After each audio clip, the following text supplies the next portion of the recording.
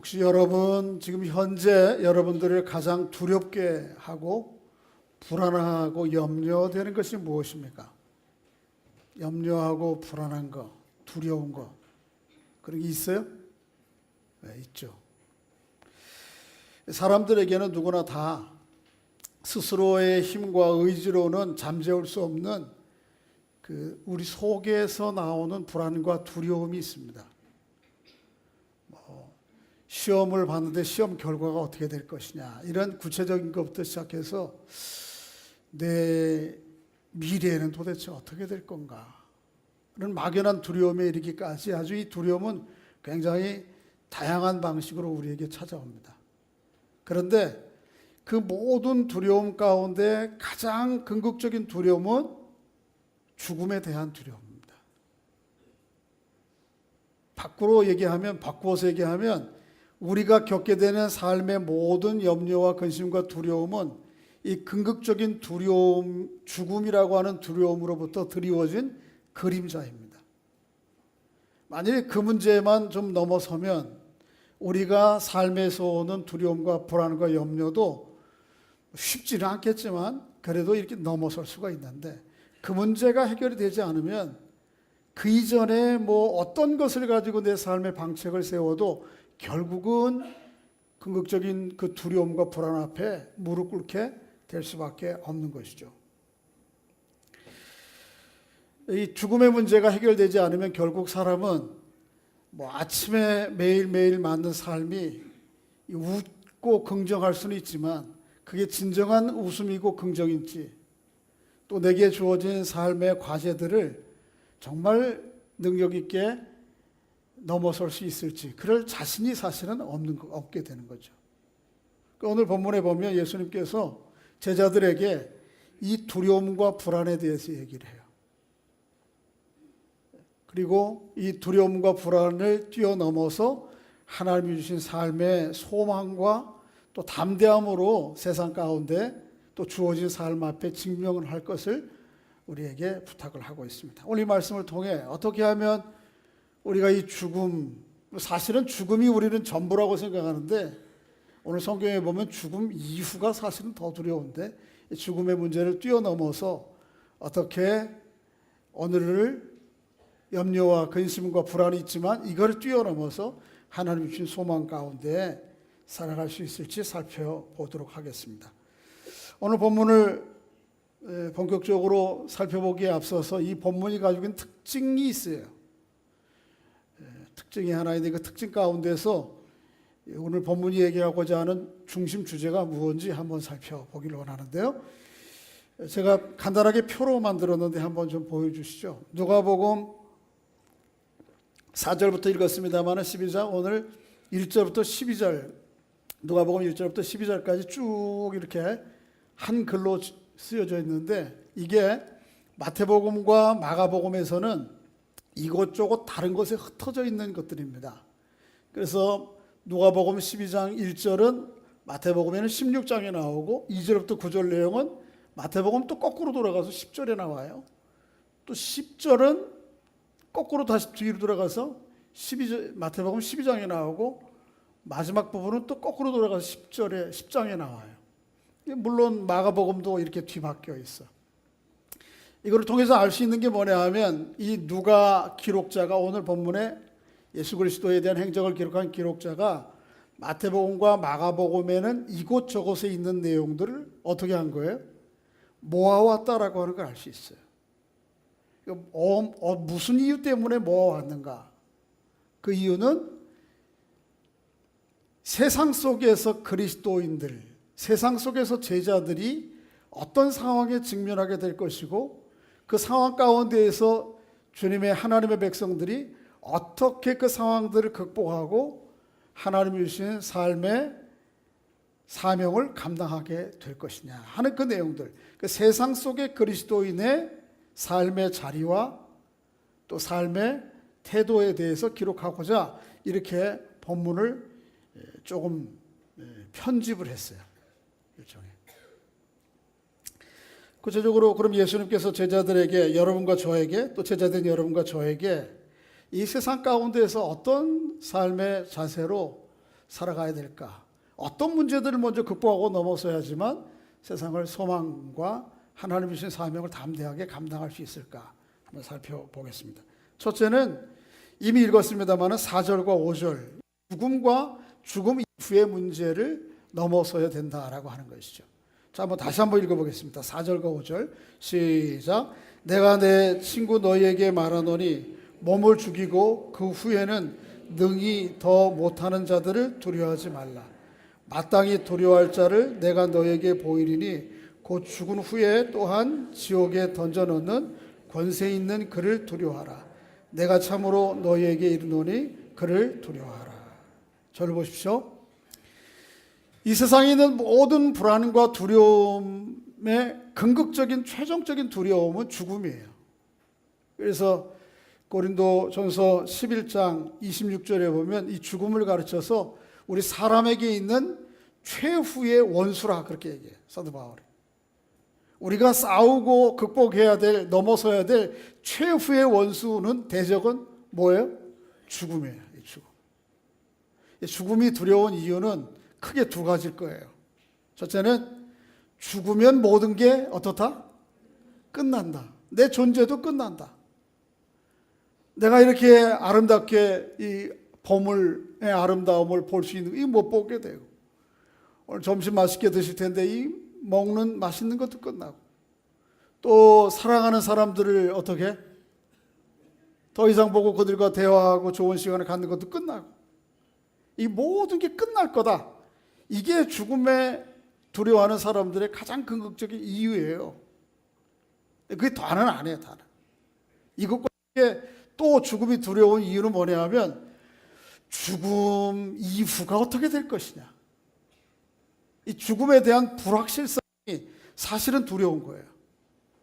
죽음 이후에 어떻게 될 것이냐. 좀 알면 대책을 세울 텐데 이게 모르는 거예요. 이 죽음 이후에 대한 불확실성이 우리를 두렵고 불안하게 하는 거예요. 이 두 가지. 모든 게 죽음으로 끝난다. 죽음 이후에 어떻게 될지 모르겠다. 일반적으로는 죽음 후에 어떤 일이 어떻게 벌어질지 모르지만 성경은 죽음 이후에 대해서 분명하게 기록을 하고 있습니다.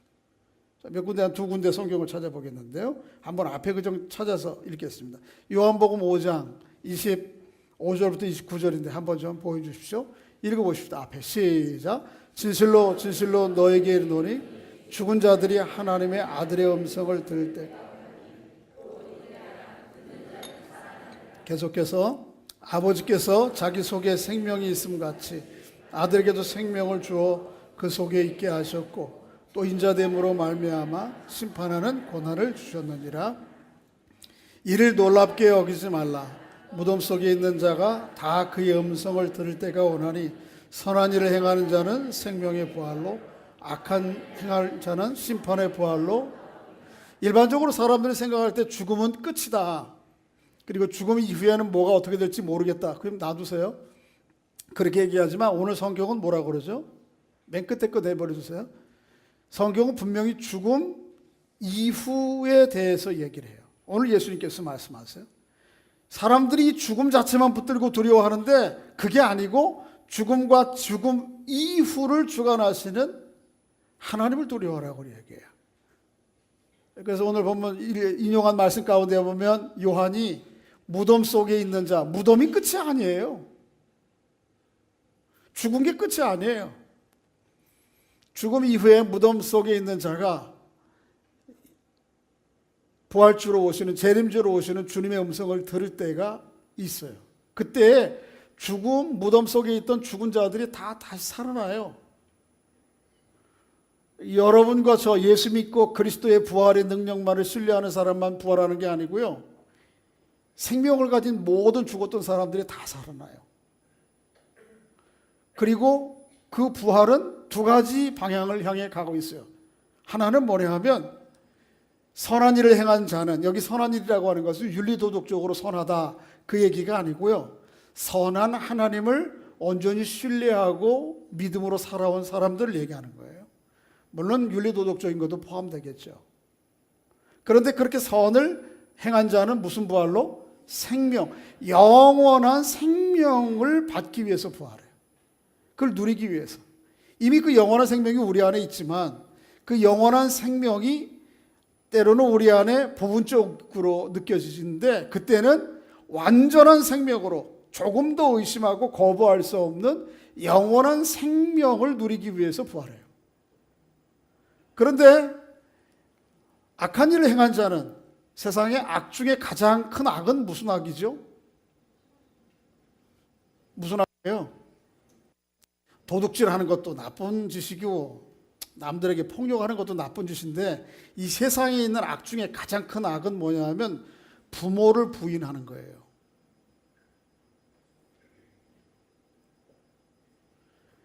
이 세상에 있는 모든 사람들의 악 중에 악은, 가장 큰 죄악은 뭐예요? 나를 이 땅에 지어내신 누구를 부인하는 거죠? 하나님을 부정하는 거예요.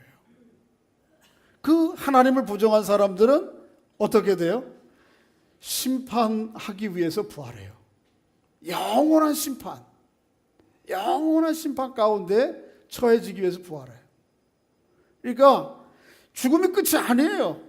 죽음 자체도 우리가 좀 어떻게 다뤄야 될지 이게 심각한 문제인데, 죽음이 끝이가 아니고 죽음 이후에가, 요한복음에서 이렇게 이야기하지만 요한계시록에서 또 비슷한 말씀을 기록하고 있는데, 요한계시록 20장 한번 읽어보겠습니다. 한번 보여주세요. 시작. 또 내가 보니 죽은 자들이 큰 자나 작은 자나 그 보좌 앞에 서 있는데 책들이 펴져 있고 또 다른 책이 펴져 있으니 곧 생명책이라.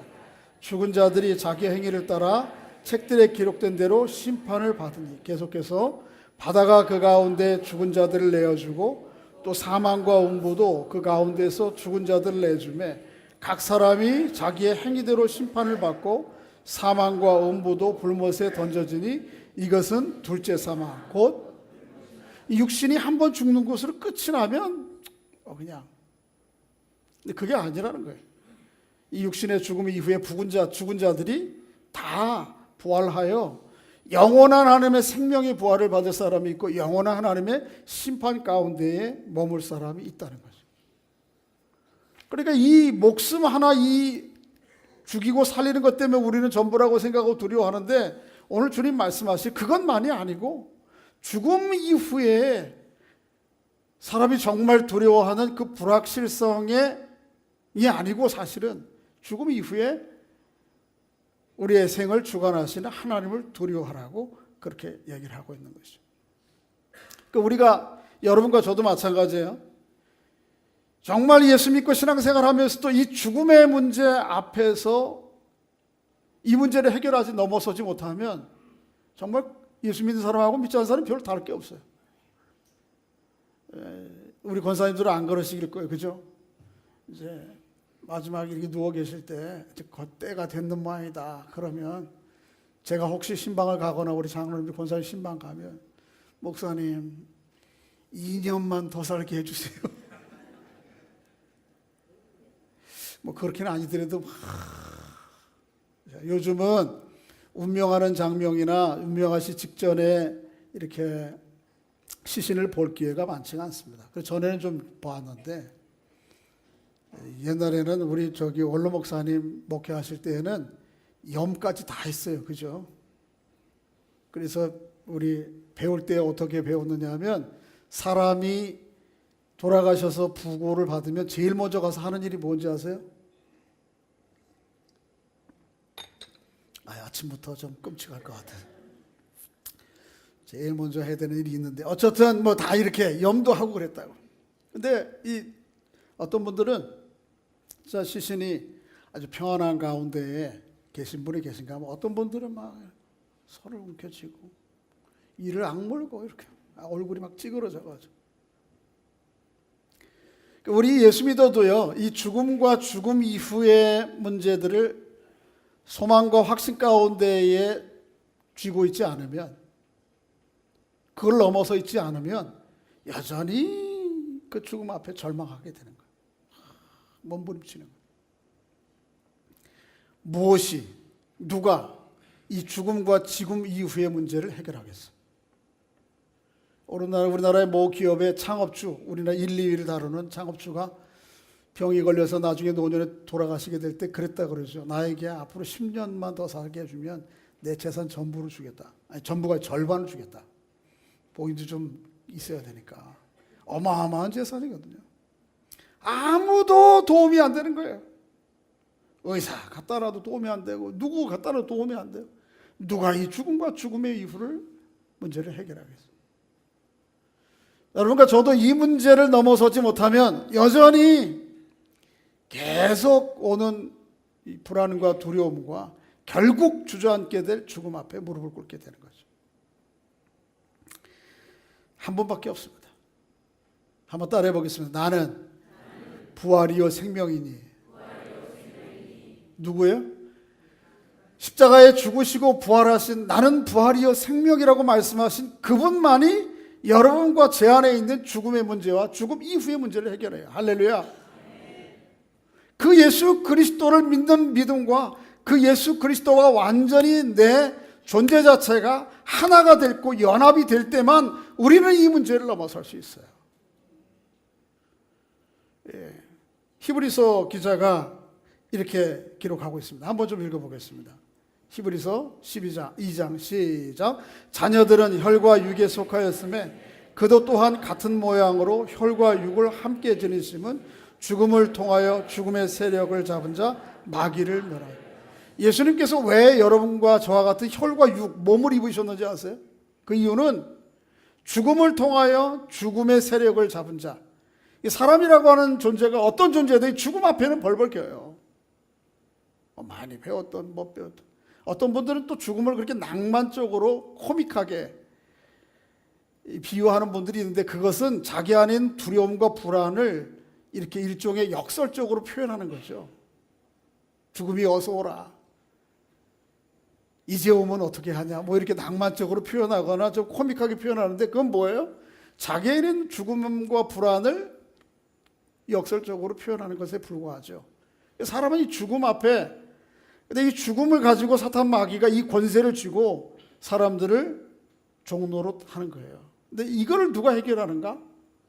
우리와 같이 육신을 입고 십자가에 죽으셨을 뿐만 아니고 부활하셔서 승리하신 주님만이 이 문제를 해결하는 거예요.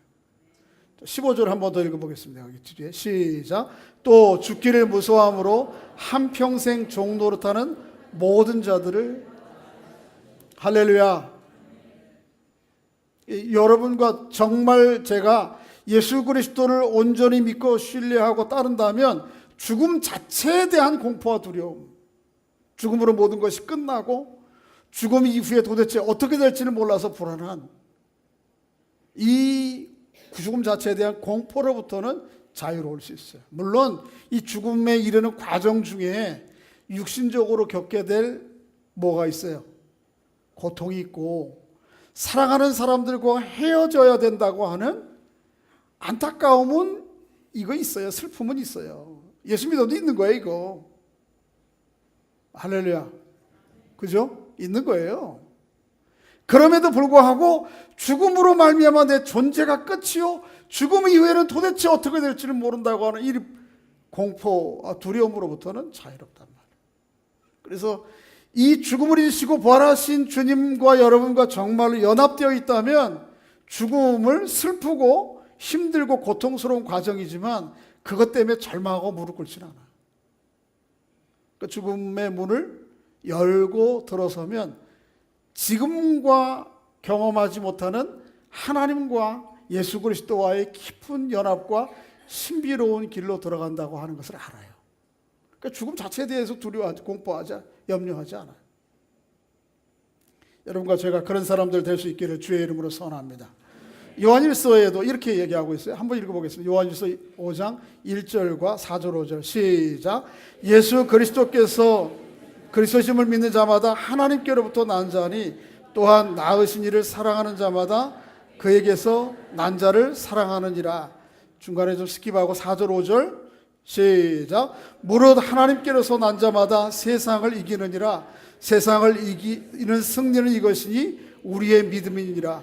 예수께서 하나님의 아들이심을 믿는 자가 아니면 세상을 이기는 자가 누가 죽음을 이기겠어요? 누가 죽음의 공포로부터 자유롭고 넘어설 수 있겠어요? 하나님의 아들을 믿는 사람들만, 십자가에 죽으시고 부활하신 그 주님을 믿는 사람들만이 이 죽음을 넘어설 수 있는 것. 주님은 고린도전서 15장에 분명히 말씀하셨어요. 첫 번째 부활하신 분이 누구예요? 예수 그리스도고, 그 다음에 예수 그리스도와 함께 따라서 부활하는 존재들이 있다고. 그분 중에, 그 사람들 중에 누가 있는 거예요? 여러분과 제가 있는 거예요. 이 소망과 확신이 우리 안에 믿음이 분명하지 않으면 여전히 우리도 죽음 앞에 벌겨요. 죽음 앞에 벌벌 길 걸 뭐 그럴듯하게 펼치고 살아요. 살아보나 마나 절망인데. 여러분, 죽음을 이기시고 부활하신 주님의 능력이, 생명이 여러분과 제 안에 있는 줄로 믿습니다. 그래서 죽음의 공포와 두려움으로부터 넉넉히 넘어서는 여러분과 제가 될 수 있기를 주의 이름으로 소원합니다. 이렇게 하나님은 죽음과 죽음 이후에 우리의 존재와 삶을, 세상 역사를 주관하시는 분이에요. 놀라우신 크신 하나님이죠. 그런데 그 하나님께서 오늘 본문에 보면 또 놀라운 약속을 하고 계세요. 그게 오늘 6절, 7절입니다. 우리를 아주 세밀하게 돌보세요. 한번 읽어보겠습니다. 6절, 7절 시작. 참대 5마리가 두 아사리온에 팔리는 것이 아니냐. 그러나 하나님 앞에서는 그 하나도 잃어버리시는 바가 되지 아니하는도다. 너에게는 심지어 머리털까지도 다 세신 바 되었나니 두려워하지 말라. 너는 많은 참새보다. 할렐루야. 죽음과 죽음 이후를 주관하시는 하나님이 여러분과 저를 사랑하시되 아주 세밀하게 돌보신다는 거예요. 참새 5마리는 당시 시장에서 팔리는 사소한 물건들 중에 하나죠. 그렇죠? 소 5마리, 이면 좀 얘기가 달라지는 거예요. 그런데 뭐예요? 참새 5마리. 그것도 참새 5마리에 얼마에 팔려요? 2 아사리온. 아사리온은 당시에 화폐 단위 가운데 가장 작은 단위예요. 그러니까 그렇게 가장 작은 단위, 시장에서, 일상에서 이루어지는 일도 하나님께서 어떻게 하신다는 거예요? 아시고 기억하신다는 거예요. 그 모든 게 다 하나님의 주권 가운데 이루어진다는 거예요. 그런 정도가 아니고 오늘 8절에 보면 뭐라고 그래요? 하나님이 우리를 아시되 7절에 보면 뭐까지? 머리털까지 세신다. 너무 이거를 물리적으로 생각으로 듣지 마시고 뭐예요? 우리를 어떻게 하신다는 거예요? 세밀하게 돌보신다는 거예요. 할렐루야. 죽음과 죽음 이후를 주관하신 하나님께서 여러분과 저를 이렇게 세밀하게 돌보시는 줄로 믿습니다. 이런 세밀하게 우리를 돌보시는 하나님에 대한 신앙 고백은 성경 내내 찾아볼 수 있어요. 출애굽기를 한번 읽어볼까요? 출애굽기에 보면 읽어보겠습니다. 시작. 내가 애굽 사람에게 어떻게 행하였음과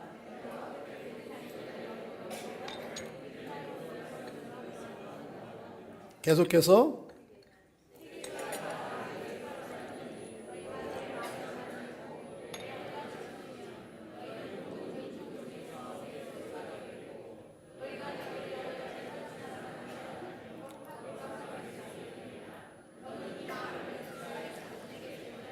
하나님께서 이스라엘 백성들을 애굽에서 광야로 인도하실 때 어떻게 인도하셨다고 그러냐면 독수리 날개로 업어서. 여러분 그 애들이 좀 속썩일 때에 그런 말 하잖아요. 내가 너를 어떻게 업어 키웠는지 아냐.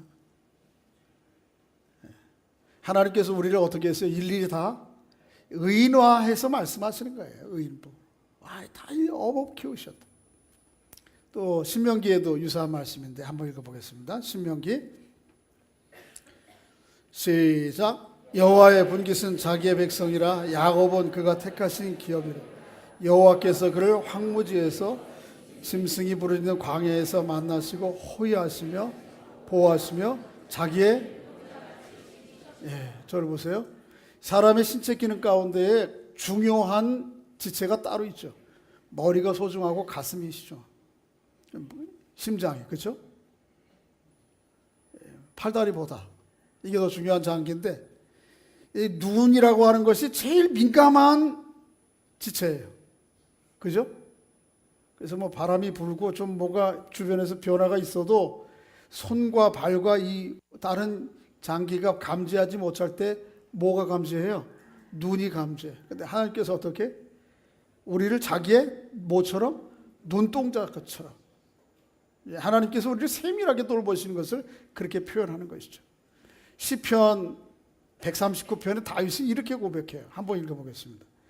시작. 여호와여, 주께서 나를 살펴보셨으므로 나를 아셨나이다. 주께서 내가 앉고 일어섬을 아시고 멀리서도 나의 생각을 밝히 아시오며, 계속해서 나의 모든 길과 내 눕는 것을 살펴보셨으므로 나의 모든 행위를 익히 아시오니 여호와여, 내 혀의 말을 알지 못하시는 것이 하나도 없으시니이다. 주께서 나의 앞뒤를 둘러싸시고 내게, 하나님이 우리를 다 아신다는 거예요. 앉고 일어섰음. 여기 지금 앉아서 예배 끝나고 또 일어서서 나실 여러분들을 하나님께 다 아시죠. 직장에 가서 일터에 앉고 또 일터를 끝나고 일을 마치고 돌아오실 때를 아시죠. 집에 들어오셔서 여러분들이 집에서 앉고 일어서서 모든 걸 다 아시죠. 내 말도 아시죠. 내 생각도 아시죠. 내 행위도 아시죠. 이게 우리를 하나님께서 감시하기 위해서 아시는 게 아니고, 5절에 보면 나의 앞뒤를 어떻게 둘러싸시고 안수하셨나, 보호하기 위해서. 하나님이 이런 하나님이에요. 여러분과 저의 하나님. 죽음과 죽음 이후를 관장하시는 하나님께서 이렇게 여러분과 저를 세밀하게 돌보시는 하나님이라는 것이죠. 별로 좋아 안 하세요? 하나님은 그저 이제 뒷방 어르신처럼 계시다가 내가 필요할 때 하나님 문제가 생겼어요, 빨리 나오세요, 그러면 막 나와서 처리를 해주시고, 또 계속 나하고 같이 걸어가려고 그러면 뭐라 그래? 내 삶의 자리 앞에 있으면 왜 거기 계세요? 좀 들어가 계시다가 내 마음대로 또 세상 살다가, 그게 아니에요. 하나님은 우리를 이렇게 세밀하게 돌보시는 하나님이신 것을 이스라엘 백성들이 고백하고 다윗이 고백했던 것처럼, 뭐 시간이 없어 연이어 찾지는 못하겠습니다. 사도 바울도 동일한 얘기를 하죠. 그런 것처럼 세밀하게 돌보시는 하나님을 경험하며 누리며 살아가는 여러분과 제가 될 수 있기를 주의 이름으로 소원합니다.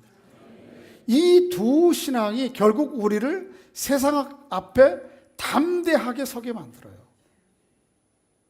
죽음과 죽음 이후를 관장하시는 주님, 또 우리를 어떻게 세밀하게 돌보시는 하나님, 이 하나님에 대한 온전한 믿음과 신뢰가 이 세상 가운데 당당하게 우리를 만드는 거예요. 그게 오늘 보면 나머지 8절 말씀부터 12절까지인데, 먼저 8절 9절 읽어보겠습니다. 시작.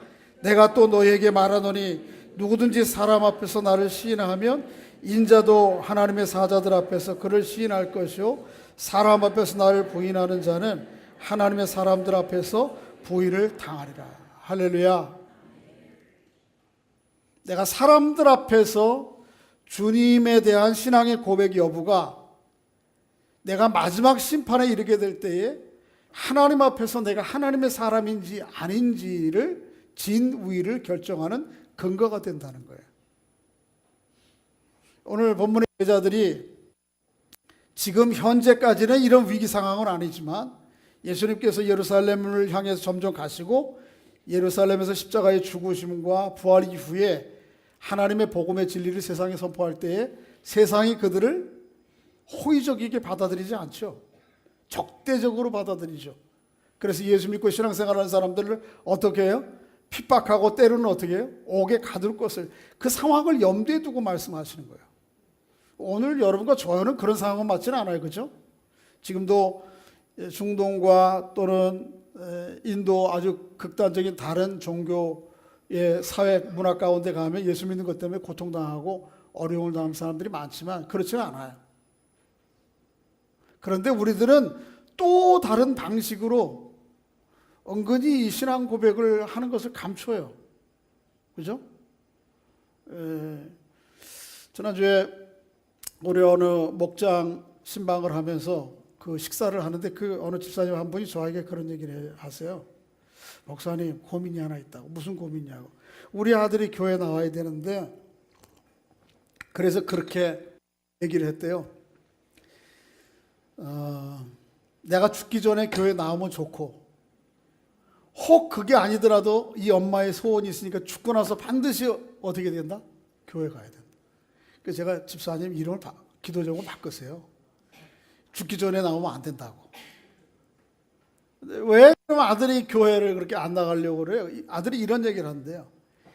엄마, 내가 예수님은 좋아요. 예수님은 내가 다 신뢰하고 믿고, 예수님이 싫은 좀 내가 불편한 구석이 별로 없어요. 다 있는데 예수 믿는 사람들이 못마땅해, 싫어요. 그렇게 표현하면 안 되죠. 좀 리얼하게 표현돼, 그죠? 예수 다 좋은데 예수 믿는 사람들이 별로 안 좋다. 그래서 제가 집사님한테 그랬어요. 맞아요. 집사님, 그건 맞습니다. 인정하세요. 맞다고. 동의하세요. 그러니까 우리는 잘못하면요, 예수 믿는 사람들 하면 예수 믿고 난 다음에 하루아침에 완전히 천사가 된 것처럼 생각되는데, 그래요, 안 그래요? 안 그래요. 예수 믿는 사람들이라고 하는 것은 이런 거예요. 어떤 측면에서 볼 때 예수 안 믿는 사람들보다 더 큰 죄인이야. 예수 안 믿는 사람들보다 죄의 문제를 스스로 해결할 방법이 없어서 먼저 예수 앞에 쫓아나온 사람들이에요. 그죠? 그 차이가 있을 뿐이지 예수 믿는 사람과 믿지 않는 사람은 뭔 차이가 있어요? 예수 믿는 사람들 착각하지 말아야 될 것은, 물론 그렇다고 해서 여러분 예수 믿고 난 다음에 죄와 허물을 일관성 없는 자기의 삶을 합리화하는 도구로 사용하면 안 되지만, 제가 그렇게 얘기를 했어요. 어르신들 표현으로 얘기하면 구더기 무서워서 장을 못 담그면 안 되지. 그렇죠? 진짜 장맛을 보려면 어떻게 해야 돼요? 때로는 벌레가 생겨도 그거 걷어내고 그래야 장맛 볼 수 있는 거예요. 제가 원래 서양 속담으로 그렇게 소개를 하죠. 목욕물 애들 갈아주려고 하다가 버리다가 뭘 버려요? 애까지 버려버려. 아니, 예수 믿는 사람들, 그 시장 표현들, 그 인간들, 그런 인간들 종종 있거든요. 나도 그런 사람 한 사람인지 모르겠어요. 그렇다고 해서 예수를 버리면 이거는 목욕물 버리려다가 아이 버리는 것보다 더 큰 실수를 하는 거거든요. 그래서 이런 분위기들이, 특히 우리 한국 교회 성도들이 신앙과 생활이 너무 이중적이에요. 그러다 보니까 우리가 세상 속에서 예수 믿는다고 하는 것을 은근히 다 숨겨요. 좋게 좀 멋지게 표현하면 익명의 그리스도인이 되어가고 있어. 예수 믿는다고 하는 것을 적당히 이렇게 공개 안 하려고 그러고. 그래서 직원들이랑 같이 이렇게 식사를 갔는데, 가가지고 어떻게 해요? 식기도 이렇게, 우리 보통 때에는 식기도 어떻게 해요? 이렇게 하나님. 근데 그때 식당에 가서는 어떻게 해? 그냥 눈 뜨고 속으로 하는지도 몰라. 어쨌든 하나님 땡큐 막 이러고. 아니면 그건 뭐 나쁘지 않을 것 같아요. 그것도 동기가 중요해요. 정말 하나님 앞에 감사해서 또 자연스럽게 그냥 하나님 감사합니다 이렇게 속으로 기도할 수 있는데, 그게 아니고 내가 예수 믿는다고 하는 것을 숨기기 위한 동기와 목적이 뭐냐가 중요한. 그래서 익명의 그리스도인, 내가 예수 믿는 것을 표현 안 하는 게 멋진 그리스도인이라고 하는 이런 조금 이상한 의식과 생각들이 여러분과 제 안에 있단 말이에요. 그래요? 그럼 안 되는 거죠. 그래서 물론 우리가 마태복음 10장 16절에 이런 표현이 있어요. 한번 따라해 보겠습니다. 그러므로 너희는 뱀같이 지혜롭고 비둘기같이 순결하라. 주어진 상황 가운데에서 어떻게 처신할지에 대해서 우리가 지혜로울 필요가 있어요. 뒤에 에어컨 때 더우셔서 그러는데 조금 더 틀어주실래요? 에어컨을 좀 세게 좀 틀어주시든지. 더우셔서 환기가 안 돼서 그런죠. 자, 저를 보세요. 그래서 우리가 세상 가운데에서 그리스도인으로서 지혜롭게 그리고 진실하게 처신하는 것이 우리에게 꼭 필요해요. 그런데 그것만 가지고는 안 돼요. 그것만 가지고는 안 돼요. 우리 안에 믿는 사람으로서의 담대함과 당당함이 우리 안에 있어야 돼요. 오늘 본문 우리에게 주님이 말씀하시는 게 그거예요.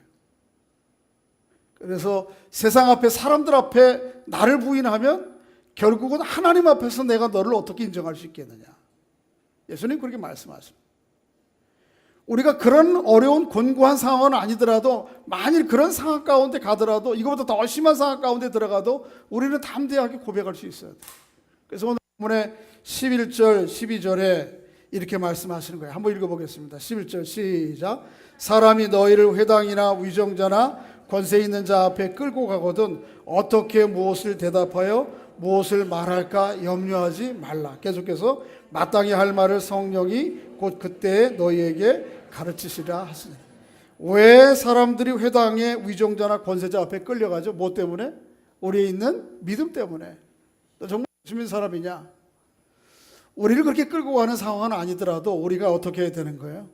이 믿음에 대한 분명한 신앙의 고백과 믿는 사람으로서의 담대함과 당당함이 우리에게 필요하다는 거죠. 이게 어떻게 가능해요? 앞에 두 가지. 죽음과 죽음을 넘어서는 믿음만이. 할렐루야. 또 하나는 뭐예요? 우리를 머리털 하나까지도 세심바 되도록 세밀하게 우리의 삶을 인도하시고 책임지시는 하나님. 이 하나님에 대한 분명한 신앙이 있다면 세상 앞에 당당할 수 있어요. 할렐루야. 조금 부족한 부분이 있어도요, 이거는 이 간극은 자꾸 남은 기간 동안 채워져 가야 되는데 그럼에도 불구하고 그것 때문에 내가 예수 믿는 거 자꾸 주저하고 불안하고 두렵고 그래서 회피하면 이게 앞에 두 가지 믿음이 없기 때문에 그런 거예요. 하나님께서 여러분과 저의 죽음과 죽음 이후를 책임지신 줄로 믿습니다. 뿐만 아니고 우리를 어떻게 세밀하게 돌보시는 하나님이신 것을 믿습니다. 그 하나님 의지하고 세상 앞에 당당하게 담대하게 서는 은총이 있기를 주의 이름으로 축복합니다. 서로에게 한번 그렇게 얘기해 주시기 바랍니다. 하나님을 두려워하는 사람은 세상을 두려워하지 않습니다. 다르게 하나님 앞에 무릎 꿇은 사람은 세상 앞에 무릎 꿇지 않습니다. 할렐루야. 그런 믿음으로 주어진 삶의 현실 앞에서도 당당하게 용기 있게 하나님의 사람으로 남은 생애를 살아가는 은총이 있기를 주의 이름으로 축복합니다. 아버지 하나님, 우리 감사합니다. 모든 사람들이 죽음 앞에 무릎을 꿇고 죽음 이후에 알지 못할 세상 때문에 두려워하고 불안해합니다마는 저희들에게 죽음을 이기시고 부활하신 주님으로 말미암아 죽음과 죽음 이후의 영원한 소망 가운데 살아갈 수 있는 은혜를 베풀어 주신 것 감사합니다. 또한 뿐만 아니고 우리를 날마다 머리털까지도 세시는 하나님께서 세밀하게 우리의 삶을 인도하시고 또 책임지시는 것을 마음 가운데 바라보게 하시고 이 주님으로 인하여서 세상 가운데 당당하게 또 담대하게 서는 저희들 될 수 있도록 은혜를 베풀어 주시옵소서. 예수님의 이름으로 기도하옵나이다. 아멘.